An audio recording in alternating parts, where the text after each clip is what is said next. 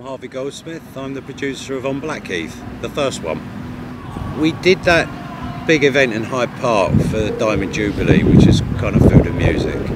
And then we were approached by Channel 4 to do an event at Jimmy's farm, and we figured out that it was too small to get enough people in there to make it make sense. And then at the same time, 3 guys came to see me who'd been battling for 3 years to get a licence to do an event on Blackheath, and finally got their licence, and said, would you help us with us? So I thought about it, and stupidly or otherwise decided I'm back in the festival business. It's a great site. There's nothing on in this area. London needs a local festival that's not too big. It's 15,000 capacity. And slowly but surely we started to put it together. And then we went to John Lewis, who we'd had conversations with, and talked to them, and they said they're looking to get involved in something, and they felt this was perfect target for them. Some sponsor type partners are quite difficult, but I think they understand it. They know what they want. They got involved in the choice of the artists we've got, and they've been really helpful and encouraging all the way through.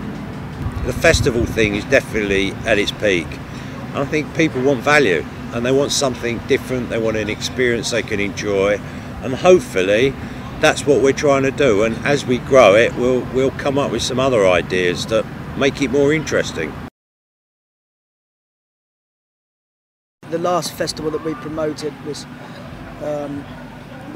probably almost 15 years ago, yeah. So, which I was involved in then, and we produce a lot of festivals, and so you know, we're used to putting together the production and running the festival, etc. But to both promote and produce it, it's another story. The site itself, you know, without anything on it, it's just, as you said, it is a blank canvas. It's just an empty big piece of ground, and so we had to try and make it interesting for the audience, and create a bit of a journey.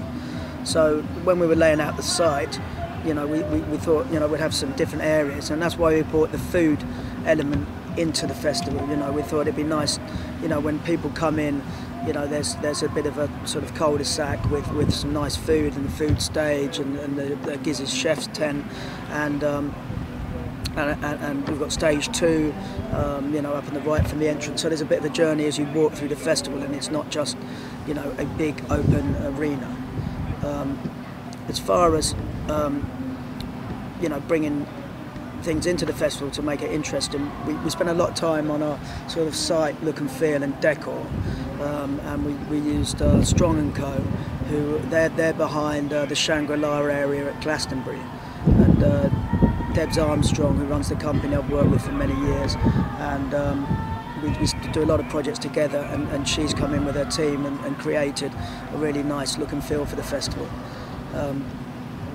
As well as, you know, we've also, you know, brought in a lot of different activities for the kids, you know, some really sort of funky stuff, like the swing patrol, alfresco dance area, and the flying seagulls bus, etc., which makes that area is really already sort of buzzing,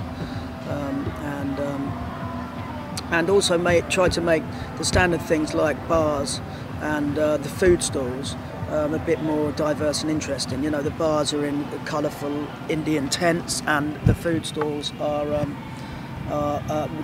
we spent some time choosing different types of sort of street food and cool looking installations for the food.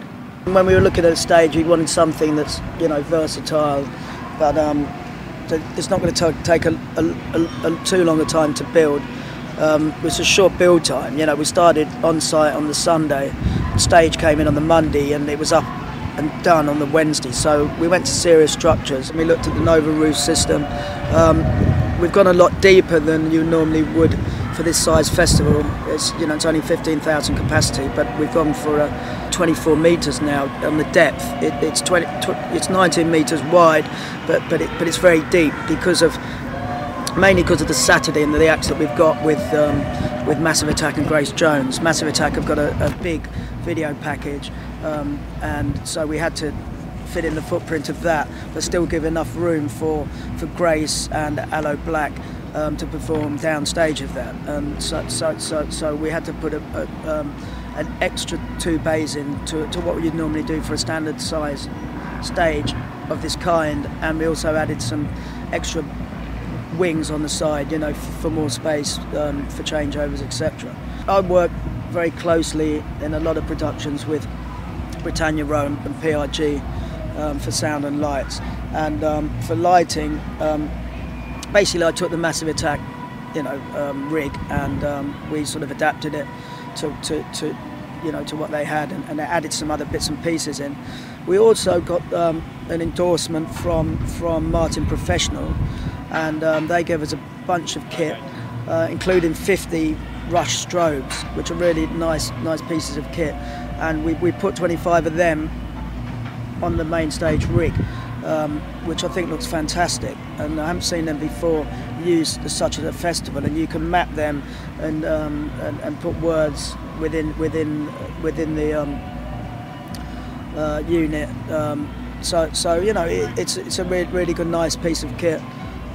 We've got on stage 2, we've got some Mac Vipers, which have been really nice. And again, we built the DJ booth out of the Rush strobe on stage 2. For sound, we've gone for the K2, which is a fantastic box. You know, it's not as big as the K1, but for this size event, it's perfect. It's got great control, and you know, it's just perfect for a festival, and a festival of this size, and it sounds fantastic out there. And you know, we've got to be mindful, because it is, you know, in the city and residential area, that we don't throw the sound too far. Jim Griffiths, I'm the director of Vanguardia. We're acoustic consultants, and we specialise in sound control at concerts and events. This is the first concert festival in Blackheath, big music festival. I was involved with a licence 2 years ago. It was a long licence hearing. It lasted for 5 days. It was heavily fought in terms of what the noise limits should be, and whether to have an event itself. Barristers were appointed on both sides, and in the end we got agreement for a licence with the correct noise limits, which is the same for many other parks. And whilst we got the licence, we then had to look at the orientation of the stage and the other stages, and we had to do some acoustic models, and we changed the stage about 2 or 3 times so that we could get the right limits to meet the requirements for Greenwich Council, who wanted slightly tighter limits than Lewisham. Okay. So that's why we orientated the stage away from some of the nearest residential. So that's done. We did the predictions, and we're now monitoring around 4 or 5 points around the perimeter, and we've met all the conditions up to the current time, being nearly 9 o'clock. It's tight. We always knew it was going to be tight, because you know, residential is quite close. We've had to do some certain control with low frequencies with the sound company, which is the main sound company is Brit Row, and it's been going extremely well and very close to the predictions that we made. So we're pleased about that. Yeah, Tim Spears, director, TLF, site manager of On Blackheath Festival. The music stages, of which we've got 3 on this show. Reasonably big stage for the size of this show, and that comes from the acts to a degree, and also what we've tried to do is create a reasonable amount of space on stage to do changeovers, because we're very cramped in the backstage. We're surrounded on 4 sides by roads on this event. Serious. So yeah, Stephen's team have brought beautiful staging. Did it very well.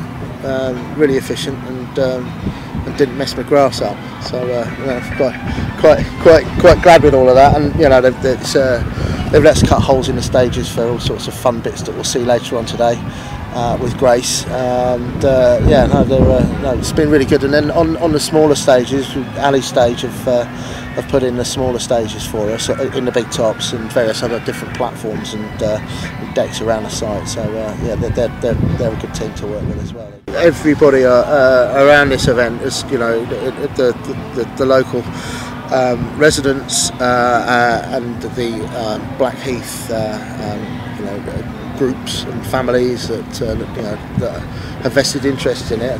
What we wouldn't want to do is come in here and spoil the place, because it is a lovely heath. It's a nice space, and so we haven't put any trenches in for any of the multi-cores or anything like that. We just cable ramp, mat, just to keep all of that nice and tidy. We've not been digging holes.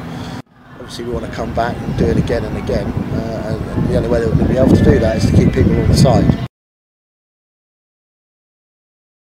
So I'm Luke Carr, one of the directors of TLF, the live firm, and I'm also the event manager for this festival. As the event manager, I'm sort of in direct liaison with the local authorities and pulling together our plans and operating policies and procedures. So I have had close discussion with a number of the contractors that are brought to the table, like security, for example, and also I sit in the same office as Jim and Tim, so we're always discussing and crossing over with respect to that. But essentially, as they've probably told you, Tim's looking after the site and the infrastructure, and has a number of existing relationships. He's been doing that for a long time, and Jim vice versa on the production side.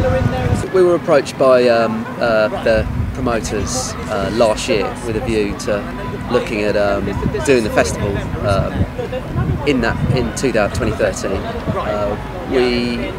They didn't get round to sort of doing any deals that they wanted to with relevant talent, and so didn't proceed with that. So it sort of slept over the winter for a bit. Come sort of April this year, it had been on the back burner, and they got it sorted with talent, and the gig was on. So at that point, we sort of notified Lewisham, the local authority, who've been really good to work with. It's the first time that any event like this has taken place in this location. The main issue, if you like, would be the fact that residents groups and local businesses, etc., just didn't understand the format of the event. There's a bit of history in terms of how they've got to this point of having a licence granted. It's now been granted and in perpetuity for up to 25,000 people. Obviously it goes on under review each year, and we've got conditions attached to how we need to operate the event.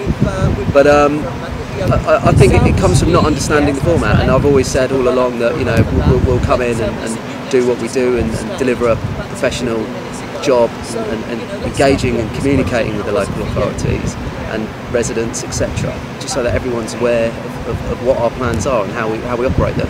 As part of the licence, we're required to have public consultation prior to the event, so we did that a number of weeks ago down at the Conservatoire, just down the road.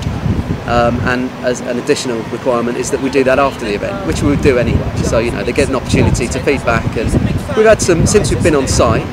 It was quite a tight build period, but we've had some really good feedback from people coming up and just sort of saying, this is a lot less impactful than we thought it would be, which is great. It's what we want to hear.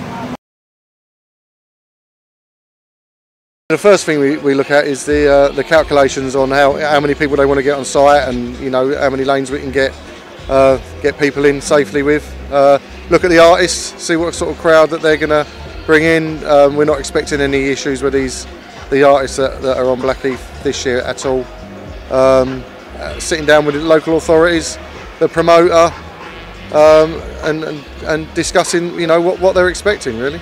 There's a special lane on the entrance where we're wristbanding all the children with contact details on their wristbands. So if there is any lost children, we can contact and get them reunited pretty quickly. There's a lost children's area in the children's zone with the relevant qualified staff that are there to look after the kids. So it's something you have to think about, pushchairs in front of the stage, etc., etc. So there's lots of different things you have to think about when you've got a family audience. They want to bring their picnics, but we're not allowing like metal knives and forks in. But they probably don't read the rules and regulations. They just want to come in and set up a picnic, no glass, no etc., etc. So different issues, but less challenging than, as I'd say, like an urban show. Well, we've got a full management team here. I mean, it's the first event, so you can guess as much as you can, but you can't really risk assess it until you've done it for the first time. So we've got a full management structure here, from a director down to the basic steward. There's 6 supervisors, 1 to look after each of the stages, 1 for the response teams, 1 for the main entrance. SIAs where we need them, you know, people that are dealing with conflict, searching, making decisions, etc. And then our stewards that we can't do without, filling up all the other gaps. Today we started off with 135. We're bringing another 20 in to help with the egress, because we need to look after the local residents. And on egress, it's mass movement of the crowd as opposed to gentle ingress. So we've brought another 20 guys in to look after the egress, look after the road closures, and as I said, look after the local residents.